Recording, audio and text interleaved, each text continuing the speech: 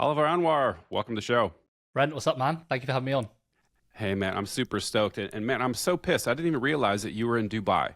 Yeah, I had no idea. So I was out interviewing Zuby, and man, I totally would have done this in person if I had known. So anyway, but I don't want to digress too much. For those of my audience who might not know who you are and what you do, give me the quick TLDR. sure. So I'm Oliver Anwar. I'm a present on Twitter. Some of you guys might have seen me on there, and I run a digital and virtual wellness business for entrepreneurs and executives. So we work with very busy men and women that are looking to make changes to their health and do it in a sustainable way and focus really on more of a lifestyle change through lifestyle optimization and science as opposed to, complete crash diets and fads and all of that kind of stuff that's out there. So really about shifting people's identity to making this into a long-term thing that's sustainable for them. Perfect. And that's why I'm so interested in your account. And dude, like I look at your pinned tweet all the time, because like you're my target, or I'm your target demo. Like so, I work in tech. I lead cybersecurity and engineering teams, and it's hard, man. Like I don't think people get it. I think a lot of people look at the quote unquote big tech bros, and it's like, oh, it's just a frat party all the time, and nobody's doing any work. Like, dude, rigorous engineering, and particularly if you're trying to do product management with constrained resources, internal politics, like there's all sorts of stuff that goes on behind the scenes that is incredibly stressful. It's a hyper demanding job, and for me, that's one of the things that contributed to me putting on a bunch of weight, man. And so I'm sure that you see a lot of that in the tech exec space. I see your Twitter. There's a bunch of before and after pictures, and man, that's so inspiring. So I'm not sure if there's a question there, man, but this is just right down the center of the plate for me. Yeah, no, definitely, man. I think with the challenges, there's like you've got the business travel, you've got the stress, you've got the lack of sleep, the lack of time, the distractions around maybe client dinners, food, all of these kinds of things that happen. So when someone's kind of dedicated all this time and effort to their career and doing all of this stuff, it's not a surprise that, maybe 10 years later, they've added 30, 40, maybe 50 pounds of weight they're unsure of because the priority has been trying to navigate the storm and the chaos that is the tech world or, running a company. Yeah, I got both of those, man. Because some people in engineering are just sort of tethered to the desk, and they're in the office, and they're just banging out code all day and delivering product. My particular role is international travel, about 30 to 40% of the time sometimes, and it's like it's like, dude, you're in Tokyo, like you're going to have good food or Rome or wherever it is. Like it's very difficult to not overindulge in those dinners that are you're not even paying the bill for it most of the time. Either the vendor's paying it or you're expensing it. It's a really tough thing. I totally get the traps. So from a high level, is there like a silver bullet that you found, like the most key piece for somebody in that sort of world, the high performing executive that might be overstressed and put on some weight and stuff to sort of pull out of the ditch and sort of get back on the right track? Yeah, definitely. I think the main thing that people struggle when they come to us or that we see as missing is actually having structure and a plan. You'll find that business owners and people specifically that are running, executives, companies and stuff like that, they plan everything out, right? They plan what's happening next quarter, next week. They've got a 5-year plan, a 10-year plan for how they manage their finances or their company and their employees. But when it comes to their health and fitness, there's nothing there at all. They're kind of just winging it.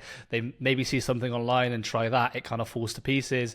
And they don't have something that's regimented. And because their schedule is so rigorous and because there are so much distraction and stresses and kind of pressure placed on them, when they don't have a plan, everything kind of falls apart. And that's when you have that downward spiral of junk food, bad sleep, low energy, and it gets worse and worse and worse to the point where you're like, damn, like trying to get healthy is like climbing a mountain now because there's so much to overcome, if that makes sense.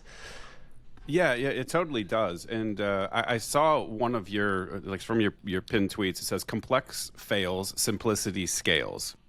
Eating the same foods Monday through Friday, working out the same time, and going to bed at the same time makes fitness 10 times easier. Less decision fatigue equals better results. And that, for me, seems to speak to the key piece there. And at least it was for me. And so just give you a backstory on my journey. So I started December 27th of 23. And so I'm a little over a year down this path. And the biggest issue for me was certainly food, right? And nutrition. And I did the carnivore January thing. I was like, fuck it, I'll give it a try. We'll see, what's the worst that could happen? And the weight just started falling off. And it became much easier for me to manage my diet. So I resonate with this completely. The simplicity of it. I don't have to worry about grocery shopping. I eat like 5 things, not anymore. It's January again and I'm doing it again. I'm on a modified carnivore, but you get my point. Like having just a very limited, suite of foods that you can eat makes life so much easier. Than also the other piece I found is that it's so satiating when you're eating nutrient dense foods, maybe a little bit higher in saturated fats. I don't want to eat all the time. Like I've noticed it's very interesting. There's almost like a subroutine that runs in my brain that says eat.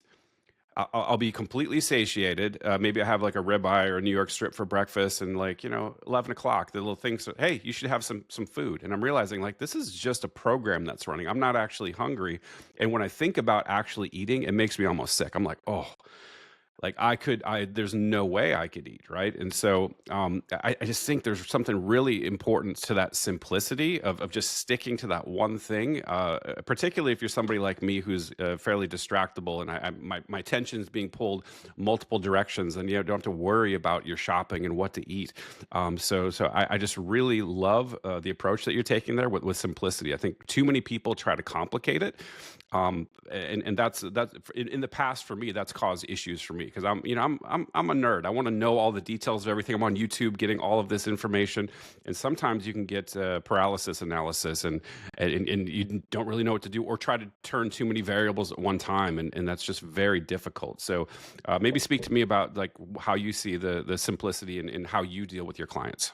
Yeah, 100%. I think the biggest thing, especially with nutrition, is the big one. It's a sea of information out there, right? You go onto Twitter, there are 10 different accounts giving you 10 different approaches as why, they're the best. And I think the biggest problem most people have, it's not a lack of information, it's a lack of like certainty and clarity of what they should be doing. So honing in on one approach that works for you and sticking to that is just so simple, because you want to keep your mental bandwidth for other big decisions in your life, right? Whether it's running a company, your family, your kids, we make hundreds and thousands of decisions sometimes a day. So, you don't want that to be what's for breakfast, what's for lunch, what's for dinner, what time am I working out? If you can automate that, you've kind of got a GPS that kind of is going to give you that roadmap to where you want to go.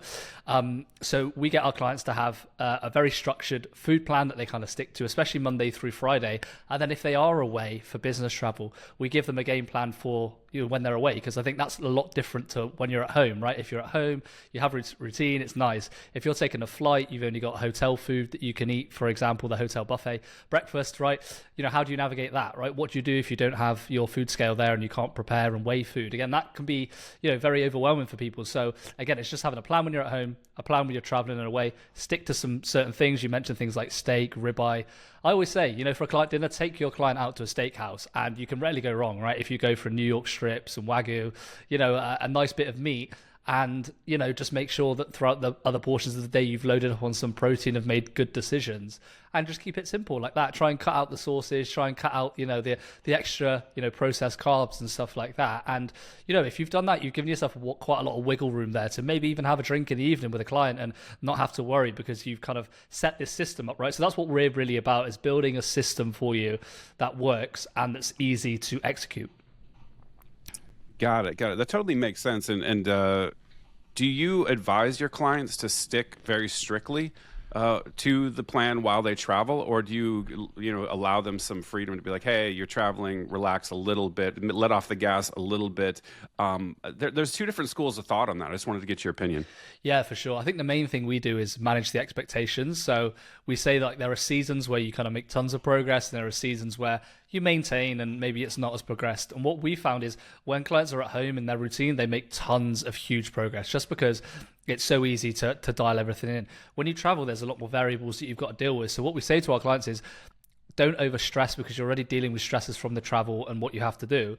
But let's put some things in place, which is damage limitation, that when you come back, maybe you've just kept your weight, or you've gained a pound, instead of completely falling off like they did before, gaining 5-10 pounds and feeling terrible and kind of undoing all that great work they did before. So it is possible, but we like to say there are kind of two ways. There are the home routine, and then you've got the travel routine. And again, like, you're going to make more progress at home compared to when you travel. Yeah, I agree. That's been my experience, and I try to keep fairly strict, but I also give myself a little bit of latitude when I'm traveling because I feel like there's times where you just, I mean, number one, it's a good mental break.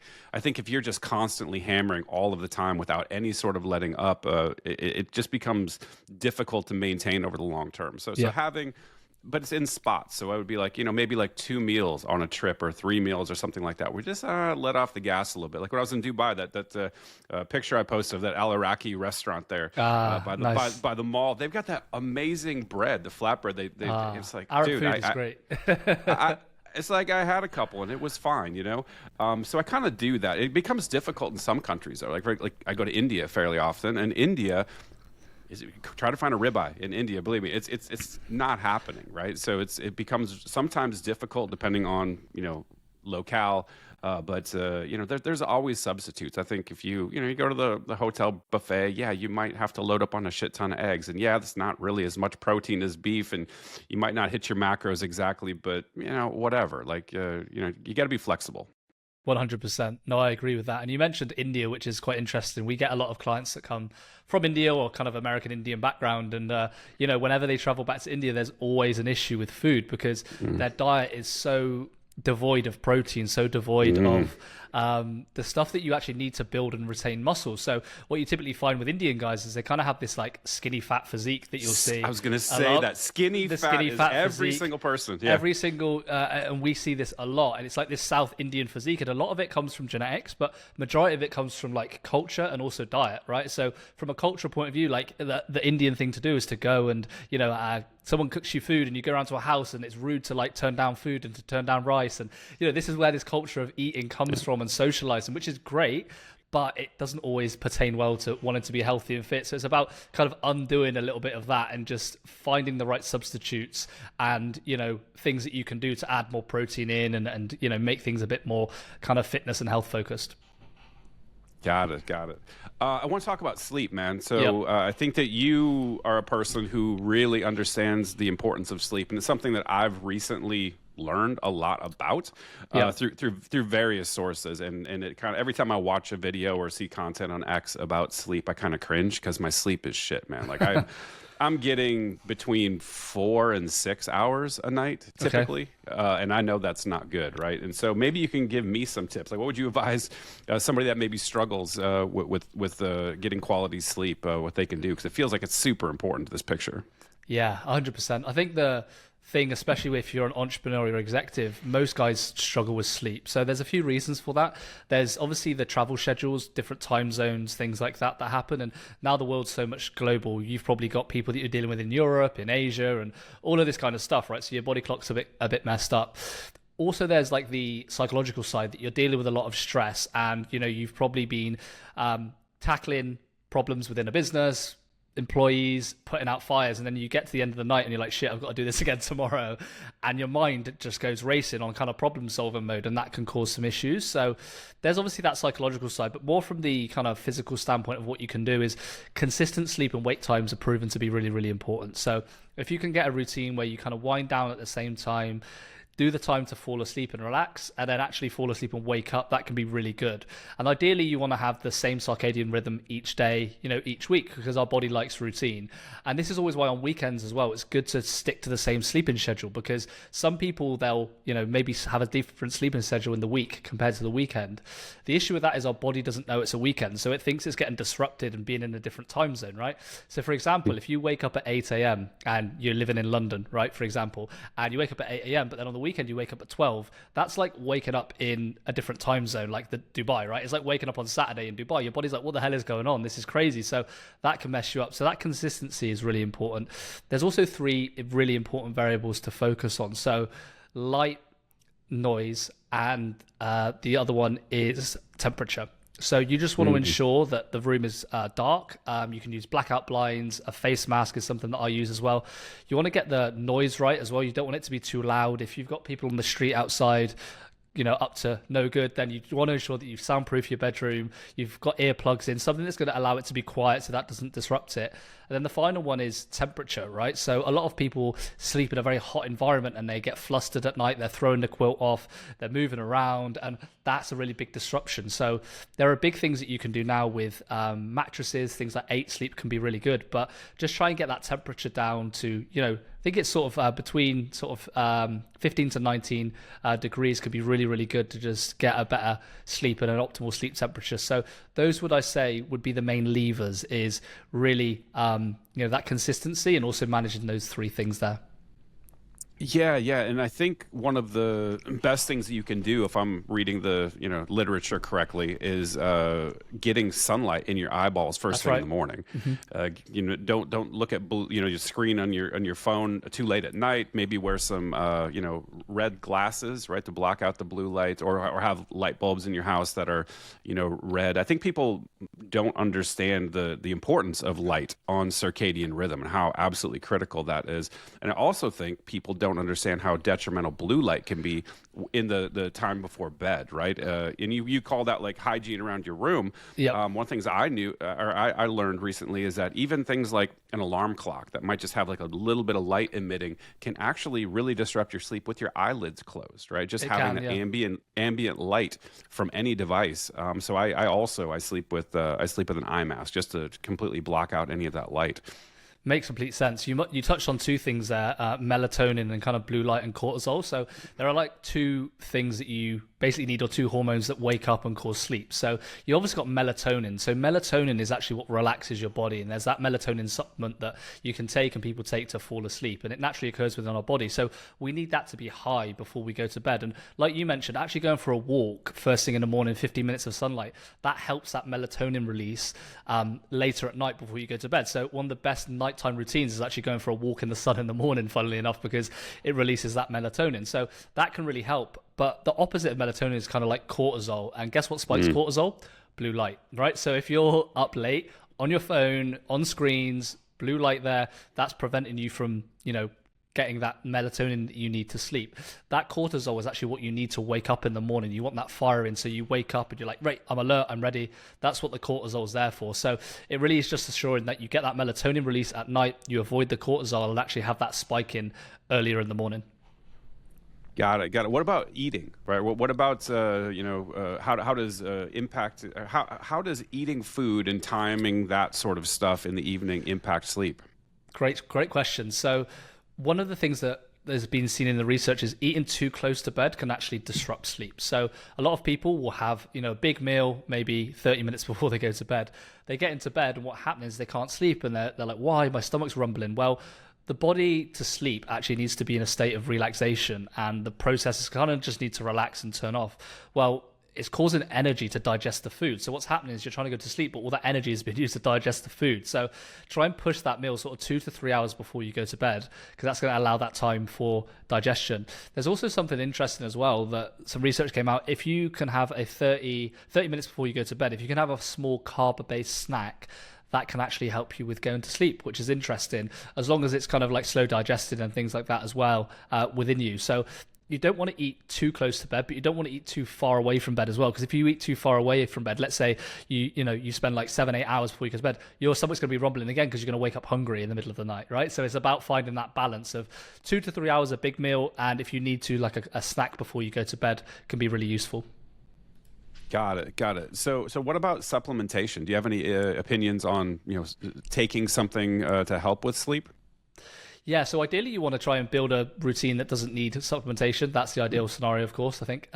But there's obviously scenarios where taking some things can really aid that. So magnesium is a really good one, especially when you couple it with magnesium glycinate, which is glycine together. So what this is shown to do is help relax the body, but also improve deep and REM sleep. So deep and REM, deep sleep is where your muscles recover at the latter stage of the sleep cycle.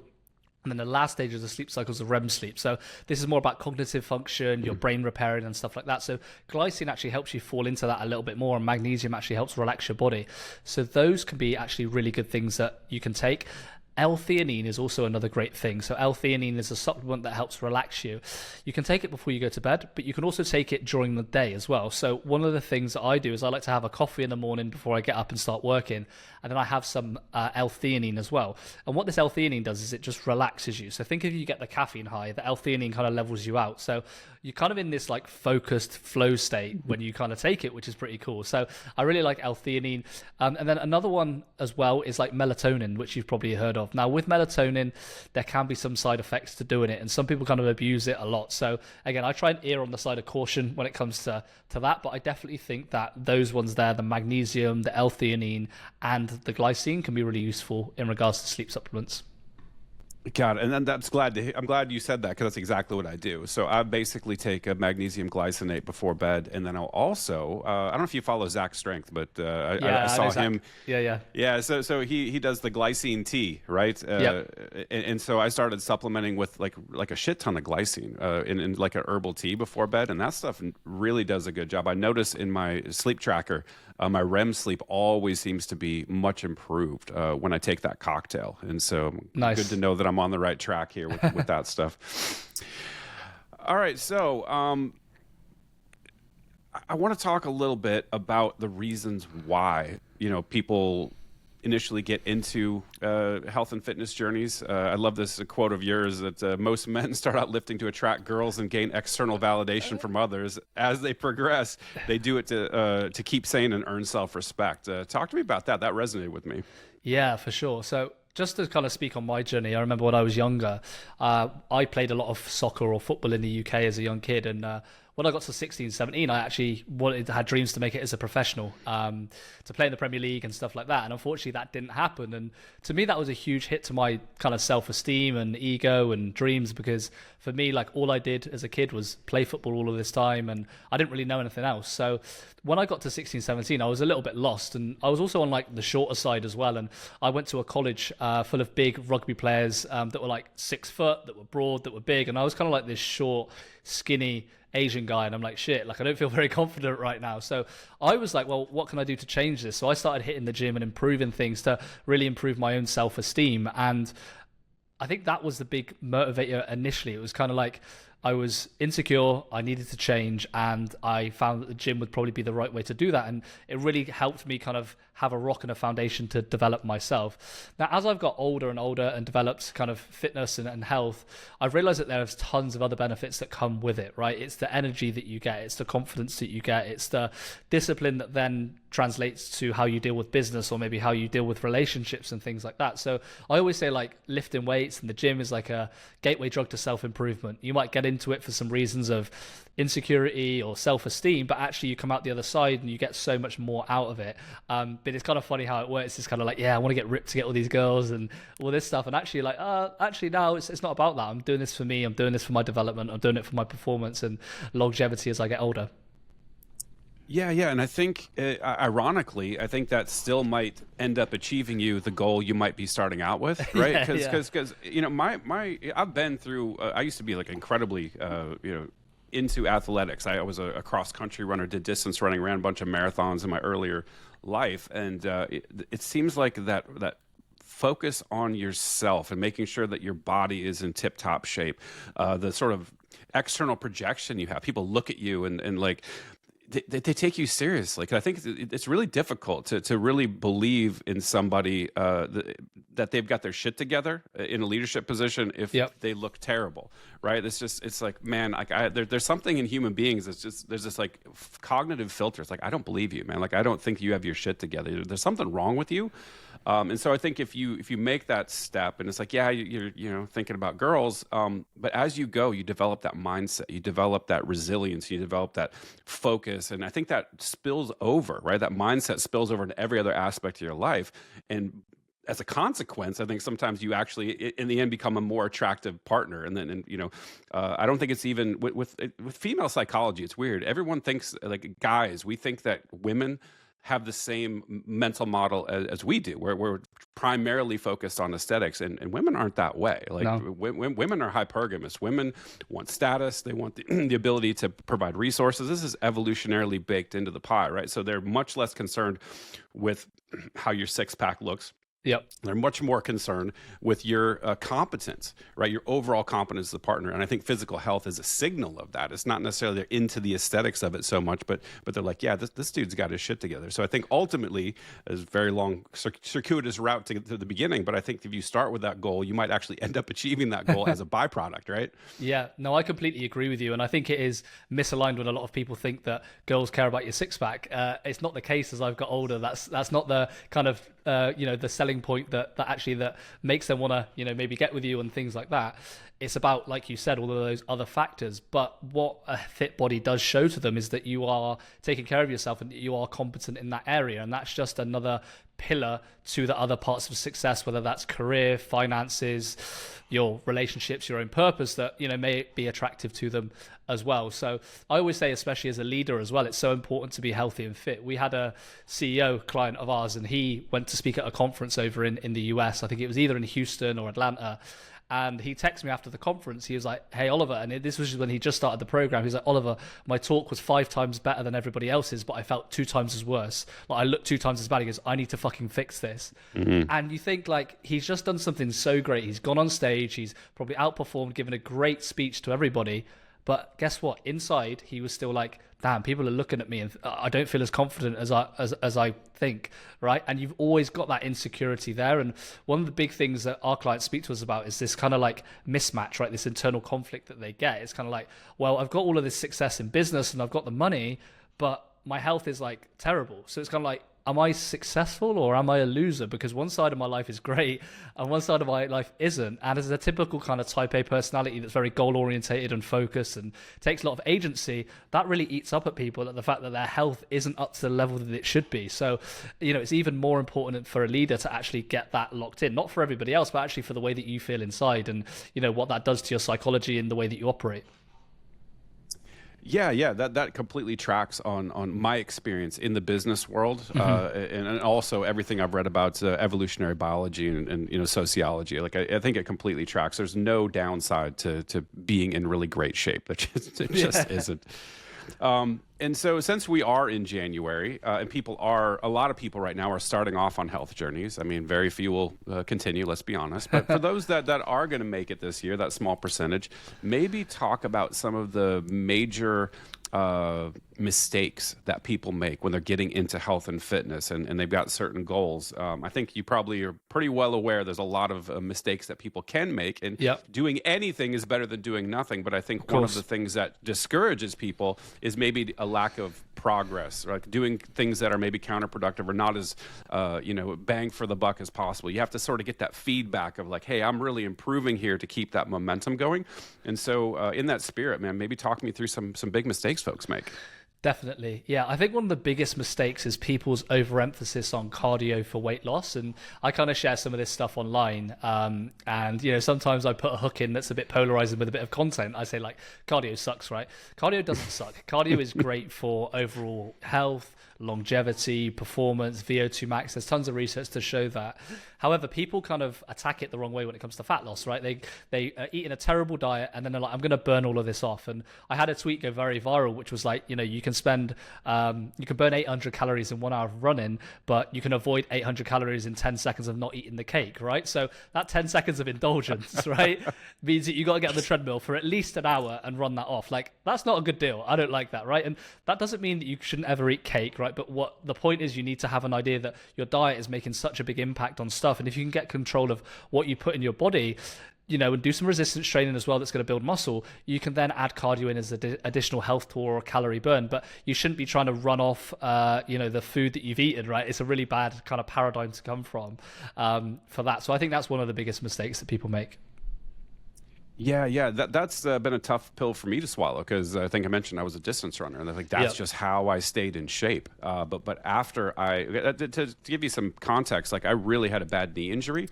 I ran my last marathon in 2019. Like that's where the weight started coming on, because the method I used to sort of stay in shape was the cardio. I just did a shit ton of cardio.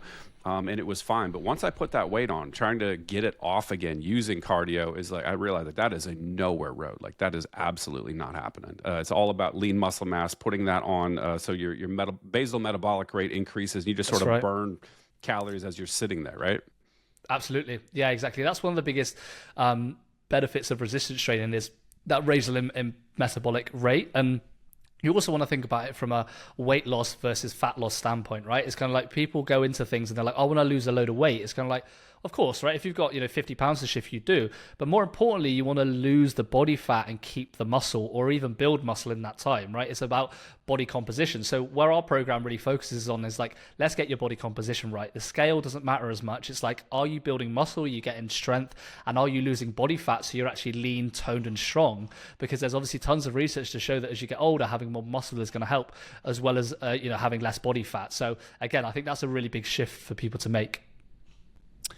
Yeah, yeah, and it seems to be a pretty persistent myth. I think, and I have data around this, right? I go to the gym, obviously January, all of a sudden, like it goes December, the gym is empty, and all of a sudden there's like, you can't find a machine in January. But I see everybody on the treadmills and on the cardio equipment, and I look at these people and I'm like, ooh, man, you are setting yourself up for a little bit of failure here. This is not the way. Yeah, you typically see people, do an hour on the cross trainer and then go to Starbucks and have a Starbucks latte, and they've completely wasted that session from doing that. Yeah, totally. So where do you stand on the whole Seco versus non-Seco debate? This seems like a pretty explosive topic in What's the, this? in Sorry, the nutrition. Seco. Sorry, Seco. Calories in, calories out. Ah, okay. Yeah. Versus the more Jason Fung sort of more hormone mediated fat storage, or maybe a Nick Norwitz, like he's been. There's a lean mass hyper responders. It seems like there's Nick and Lane Norton got into a huge beef recently about stuff, and it just seems very explosive as a topic, and I'm kind of like one of these people, like, I don't know. Right, like I see both sides, and both sides have compelling arguments, but ultimately I don't really know. So I just want to get somebody's take that knows a hell of a lot more than me. Yeah, no, it's a good question. I think there are obviously the two sides. You've got the calories in versus calorie out, and like you said, the Jason Fung side. And the science is, I kind of lean a little bit more on the calories in versus calories out, with a caveat to it. So obviously, to lose fat and build muscle, calories is the most important thing, and then you've obviously got protein. So as much as people talk about this hormones and fat storage, those play a role, but the key is, are you eating less calories than you burn? That really is what it comes down to. Now, you might have seen the flexible dieting thing that's kind of happened in the late 2000s. It was very popular, right? Where you could kind of eat whatever you want as long as you stick to a protein and a calorie amount.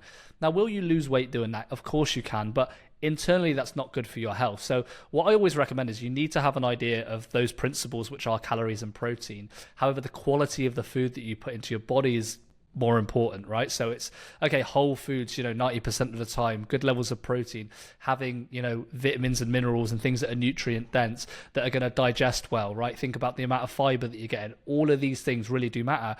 If you just want to lose weight, you can go for that flexible approach. But if you're listening to this and you're maybe a CEO or someone that wants to be a high performer, you want to have, be cognitively sharp, you want to have energy each day, you don't want to be slumped, then the quality matters just as much as the calories. So while I don't agree with what Jason Fung says, the whole flexible diet inside of calories in versus calories out is all that matters, I don't agree with either. I'm somewhere in the middle where like the food quality does matter, but you also need a level of calories in versus calories out and protein to have fat loss to be successful. Yeah, and I think that's a reasonable stance to take, because I see the extremes on both sides, and I'm always like, that's probably a little bit off. I see, particularly on the Seco side, these people are like, oh, you could just eat Oreos and it's all fine. Like, and it's like, even if their thesis is true, and let's say it is all thermodynamics and it's all calories in, calories out, that might work with respect to weight management, right? Mm-hmm. Weight loss. Does that mean that's optimal for human health? Are you actually making your body healthy? Yeah. Like, what's going on the inside here? Like, that's probably really important, and I think that's sometimes overlooked. I see the Seco crew, and I see some of the shit they put in their bodies, and it's like, yo, yeah, because I saw somebody pimping a protein powder, and I was at Walmart yesterday, and I saw it, and I read the ingredient list, and I was aghast. I'm like, Jesus, this stuff is awful. It's whey protein first, but look at all the other crap they're throwing in there. This is garbage. And I think there's a little bit on that side, a tendency to focus more on that thermodynamic piece and weight management and dropping body fat, and as opposed to like actually being holistically focused on someone's health.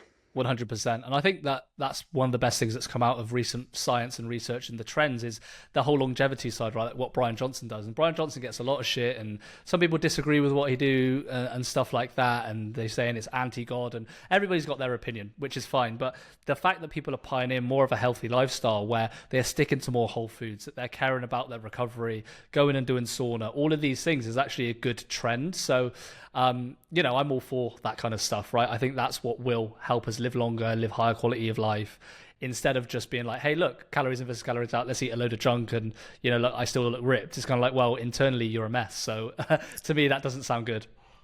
Yeah, definitely. And Brian Johnson's an interesting one, man. Number one, I think he's kind of a weirdo. Like I watch the dude, Oh, he's definitely like, a weirdo. Yeah. I'm like, whoa, you are a strange dude, but that doesn't mean you're wrong. So I look at what he's doing, and I also love this is what Nick Norwitz does too. This N of one thing. Yeah. I think there's value to it. I think a lot of people are so paralyzed because anyone who has any level of they're paying any level of attention or and has any sort of scientific background can read a study.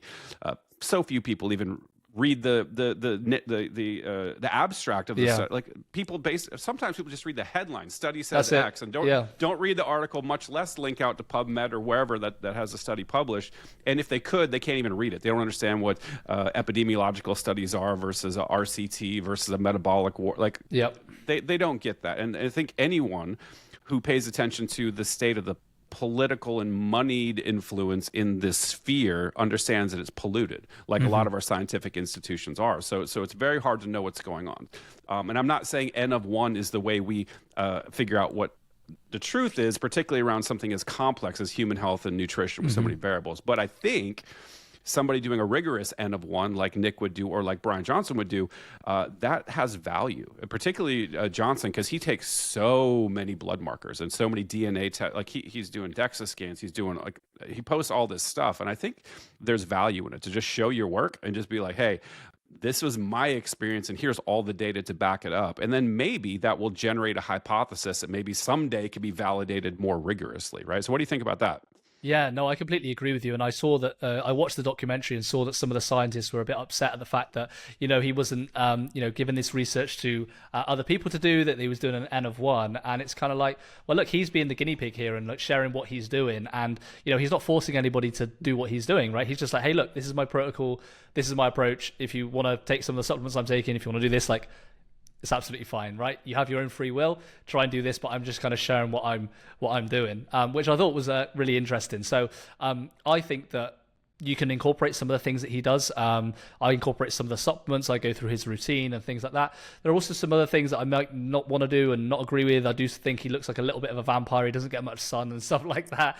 So there's things obviously there that I question. Protein, brother. And the plant-based stuff, right? I'm a big fan of steak and things like that. So I don't totally agree with what he does, but again, there's interesting things in there which I think people can incorporate and nuance. And I think people that are, a little bit more nuanced in their approach to things and can question things can actually see the benefit, right? Instead of people just being outraged and completely not disagreeing with him because, again, it's not what they would do, Yeah, completely agree. And I think there's definitely value to it. I'm happy to see people doing it. Hope I see more of it. Yeah. But my question to you, like more the meta question, is from a broader perspective, how do you navigate the endeavor of truth seeking with respect to human health, longevity, nutrition, fitness, knowing that the whole academy is kind of polluted with a bunch of bullshit, right? Like it seems to me like my issue being an empiricist, being a data-driven person, being a computer science person is like, I want the data. Everywhere I go, every document I write, like, show me the data. Where's the data? But when you can't trust the data, if you have faulty data, your conclusions are going to be invalid. And so that seems like, and this might be what's causing a lot of the paralysis analysis in the community, where everyone is just like, I've got 75 people saying 75 things, and they're pointing at a Harvard study, and they're like, do I believe Harvard? Like, what? People just don't know what to trust. And even people who are very rigorous in their approach, right? So I just wanted to get your take, since you do this for a living. Like how do you approach the concept of truth finding with respect to health, nutrition, and fitness? Yeah, really good question. I think the first thing is like bio-individuality is a big thing. So everybody is going to have a different body, a different genetic makeup, different foods that are going to be good for them, different intolerances, different styles of training, different amounts of training volume, right? So that's the cop-out answer there. Is kind of everybody's different. However, one of the best ways that you can see is through blood work and through testing and things like that. So one of the big things that we do with our clients is health testing. And one of the quotes that I always say to people is, men lie, women lie, numbers don't on a health test, right? So if you've got your biomarkers there and your testosterone and you get a benchmark and you're kind of like, well, according to this test, I am low on this. And maybe you retest to confirm this is correct. If you then do some things, right, you implement some things that, you've seen whether work for other people or that are well backed that you trust, and you give it a go, and then you retest with your own biology with a test in 6 months time, 3 months time, whatever it is, and there's been an improvement, there's obviously something there that you've done which is good, that's helped with increasing that level of testosterone up. So you can say, actually, for my body, that works. We can't explain it to everybody else, but to yourself, that is good. And what you find is, as people repeat doing this process, there are patterns that emerge, right? That there is going to be supplementation, or, people at this body fat percentage that may be resistance training 3 to 5 times a week saw this increase in testosterone. So you can start to see a trend with that. So I think that personalized data and personalized testing is really important. Again, following people that are very reputable online is important as well, that are more on the science side of things. Like, I'm a big fan of Lane Norton. He always looks at the studies and, he calls out the BS, and I followed him for years as well. So I think he's a trustworthy guy. There are other people that aren't as trustworthy. And again, you just have to be in the industry long enough to maybe get the gut feeling of who's right and who's wrong, right? I think that's a really big thing, is you got to trust your gut. Yeah, and I agree. And no shade at Lane. I think Lane has got some blind spots, and he makes mistakes like everybody else. But I do believe that his sort of like being a dickhead persona is meant. I sort of understand the spirit in which it's intended. I mean, like, number one, it drives engagement. Fine, like, I don't know if do you know Rick Rubin? You familiar with him? Yeah, Rick Rubin. Yeah. I love his quote. It's like, the best work divides the audience, right? It has a charge. It polarizes people, and that's cool, right? So I think Lane is a polarizing figure, and he wants to. I think his intention, if I read him properly, is like, weed out the snake oil con artist bullshit people that aren't rigorous. I think he maybe cranks that lever a little bit too hard, and it has a couple of blind spots. But God, we all do. Like, nobody has everything right. So I appreciate Lane's contribution to keeping things rigorous. But I've also seen the way he behaved, particularly towards Nick Norwich, who was also an incredibly rigorous scientist, right? And that was just kind of like, that turned me off a little bit. But I usually don't like to talk about people. I like to talk about ideas. But sure, I agree that I love his approach. I wish we did more of this rigorous stuff. I think particularly nutrition and supplementation communities are full of fraudsters, are full of people that are just trying to take people's money, and that's sad, because it's just like preying on people. There's people that need help. They're wanting to improve themselves, and they're getting taken the cleaners for it. And I would love to see some of those folks washed out of the community. I agree with you, man, for sure. And that's the issue with the whole fitness and nutrition environment. It's the fact that the fitness and health industry is very saturated, right? And people want to differentiate themselves. And to do that, they have to say something that's maybe out of the ordinary and that's extreme. And then, to people don't want to sacrifice as much as well, right? So they want it to be easy, and they don't want to give up too much of their life. So what people do is they create this kind of quick fix solution that's kind of like a magic bullet. Like, hey, like, if you just do this or cut this out or go on this magic diet, you're going to look like Ronnie Coleman or Arnold Schwarzenegger, right? Sadly, it doesn't work like that in reality, right? So I think a lot of people use that as a marketing tool to get more customers and get people in, and people are then shocked by what happens, right? We have people that have gone through things like Herbalife and these shake diets and these very extreme kind of diets, and gained the weight or back, or even got ill because it wasn't sustainable. It wasn't actually following the science. It was just a way to get money, right? Which I think is very unethical. It definitely is, and this is one of the big pitfalls that I see, is that if you're transitioning from a really fucked up standard American diet where you're eating a bunch of bullshit, you go to any sort of any diet at all that restricts calories and maybe provides some better nutrition, you're going to see improvements. So I think folks will initially get that benefit enough to sort of fortify the claims of some of the fraudsters. Right. 100%. And then they can, I've even seen this where they turn it around. It's like, well, it's actually your fault. You're doing this wrong. You're doing, it's not my, protocol. You don't have discipline, or you're lying about what you're like. I've seen really horrible things leveled at people that are legitimately like, yo, like I followed your advice and I'm having all these issues now. What the hell's going on? Yeah. Dr. Berg being like first and foremost amongst them. I see a bunch of stuff in that space.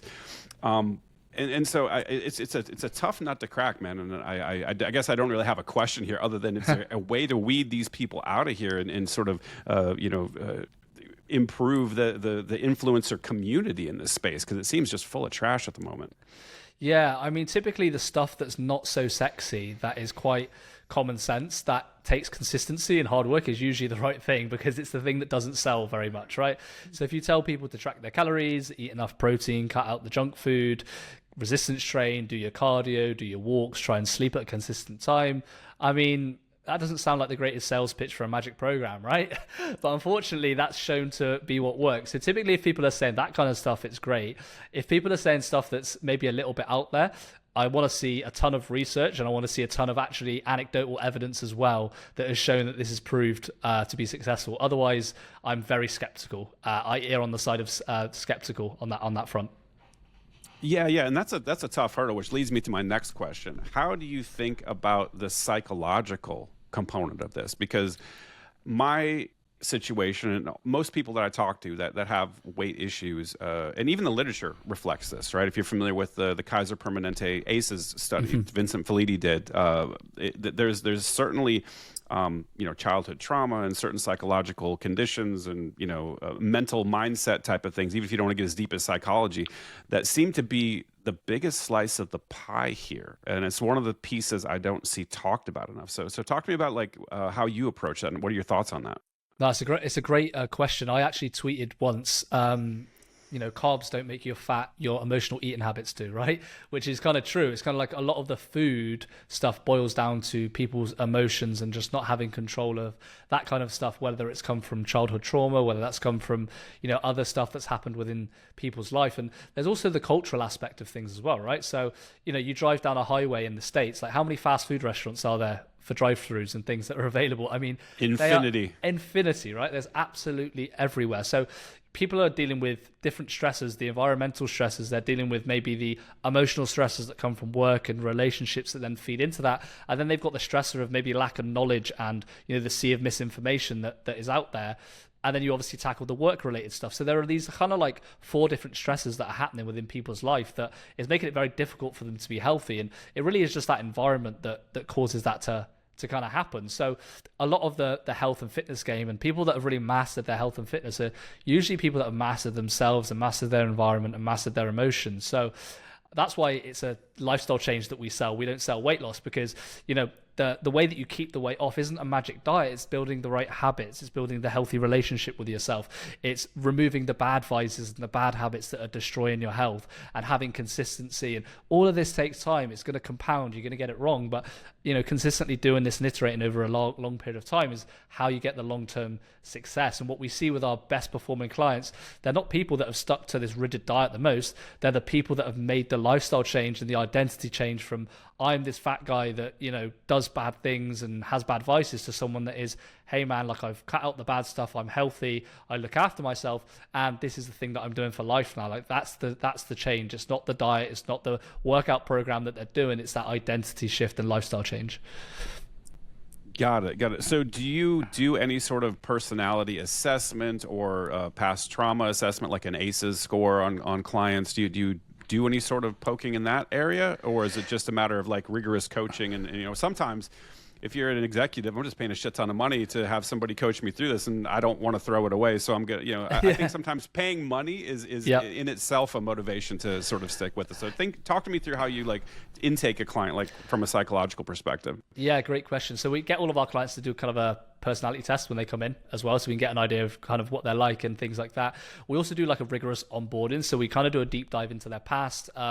Childhood is a big thing that we touch on, as well as obviously like current stresses that happen. So especially with work and relationships, those are a big thing. So if someone's maybe been through a divorce, or they're going through a very stressful merger at work that's happened, or they've had some past trauma in their life, like that's something that we tackle as well. So those are kind of like the two main things that we do, and then it really is just a case of kind of like that rigorous coaching that we kind of come through. And like you said, when people pay money for a program, they got to stick to it, right? At least in if it's a high price program, which is what we charge for the level of support we give, people really do want to stick to it as well. Another big thing I think that's overlooked is the community side of things, right? So what we've started to build is a big community of other guys that are kind of going through the same journey, and that has been a big factor in people seeing success and overcoming a lot of this stuff. So for example, we had a group call the other week where we kind of talked about alcohol and that being a drawback for people, and there were like 3 or 4 guys on there that just started talking together about the issues they've all had with alcohol. And I felt like I was at an AA meeting. They kind of overtook the call and they just sat there and they spoke about the problems they had, the stresses that they had, and they kind of like had this synergy together and talked about how at least one of them was kind of had overcome this. So he was speaking to a guy who's going through it, how he overcame it, the stresses, the problems, and they kind of connected. And this other guy now is doing way better just from speaking with him. So that community side of things is great, because it's all well and good that Oliver, right, the guy on Twitter, is like telling you to stop doing this, but they don't relate to me as much as the guy who is them, that is going through it like live, right? Much more. So that's been a big part, is the community aspect of things. Yeah, I think particularly for men, right? Like we tend to just fight the battles alone. Like Yep. that's a default mode for a lot of us, and that's been very helpful for me, and that's why I created my X account originally. Like actually, if you look at my pinned tweet, like literally, where it started was I was so disgusted with myself, and it's like you know how you go, maybe you don't, but like if anyone who's been in the ditch knows that like it's a slow progression, and Yeah. you're kind of like, man, I should fix this.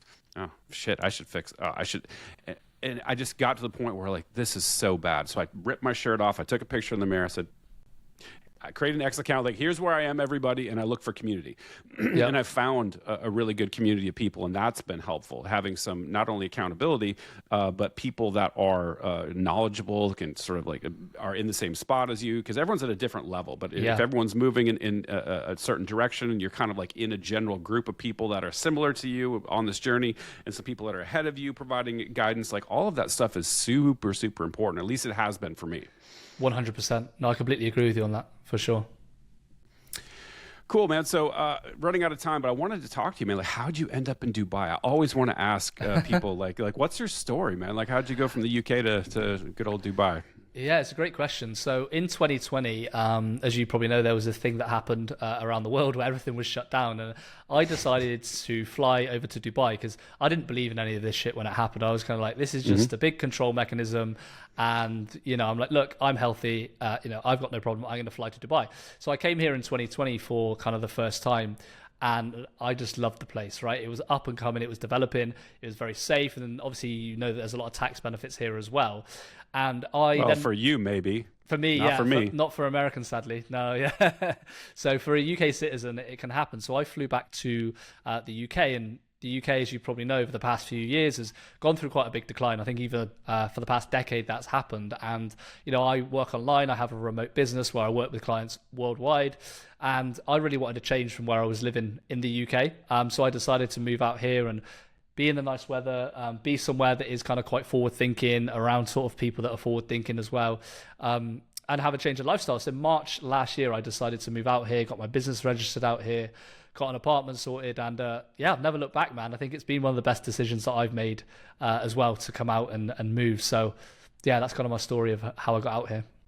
Yeah, boy, I hear that a lot, and I'm frankly a little bit jealous. Like I was just out there a couple months ago, and I'm like, Yeah. this isn't too bad. I mean, it's difficult being an American. We're very freedom oriented, and I definitely am, right? Like particularly you start talking about the pandemic times and what happened. Like it was ghastly what happened there, and so moving to a place that doesn't have basic freedoms similarly to where I'm at right now, it feels like a little bit of a step back. But then I was actually talking to Zuby about this in my episode, and he's like, well, yeah, but your government's taking 45% of every dollar that or of every dollar that you make. So Yeah. how free are you really? You're basically an Yeah. indentured servant to the government for half of your year.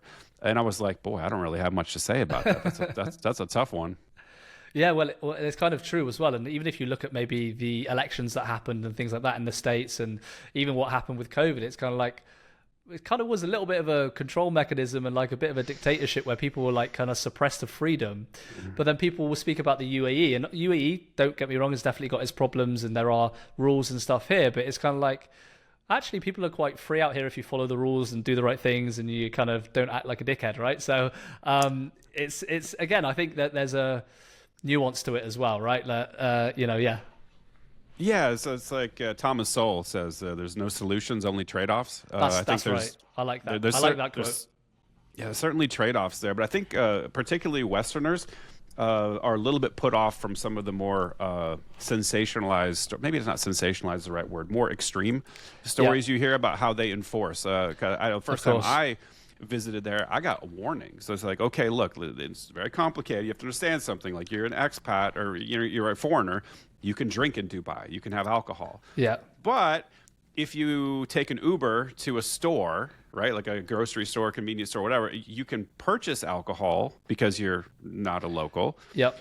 But it's illegal to transport it. So if you get pulled over in the Uber back to the resort or whatever, you're actually trafficking alcohol. And in Dubai, my understanding is it's very rigid. Like if you violate any law, it's like prison for you. Like they don't play around at all.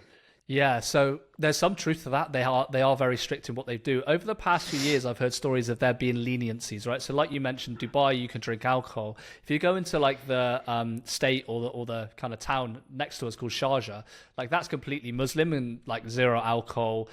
We had some friends here that were staying in a hotel in Sharjah and they were celebrating New Year, and there was like a New Year party with no alcohol, which is pretty crazy, right? For most Westerners to think about. It's like, what? New Year, like no alcohol? But then an hour down the road or 40 minutes down the road in Dubai, everyone's like getting drunk and having a huge party and smoking and having all this fun. So Dubai is very liberal in that sense for a Middle Eastern country, and they've got more liberal as more Westerners have come as well. And I think that's what's going to happen with Saudi Arabia as well. One thing I would say to people is come to Dubai, experience it like you did in Abu Dhabi, and just see how you feel. The level of safety that you're going to get, the quality of living that you're going to get, the amount of families that you're going to see and kids, the traditional values that people have, the anti-woke agenda and the anti-LGBTQ plus, that's here. People, especially conservative Americans, are going to be quite, like enticed to this. They're going to be like, actually, why doesn't America do some of this stuff, right? So there are some good benefits to it. But again, you just got to be careful of the rules here because it is completely different to that in the States. You don't want to be caught with CBD or weed or transporting alcohol because that can cause a big issue. So yeah, there are some elements to truth to it, but there are actually some really good trade-offs that you get from coming to somewhere like Dubai.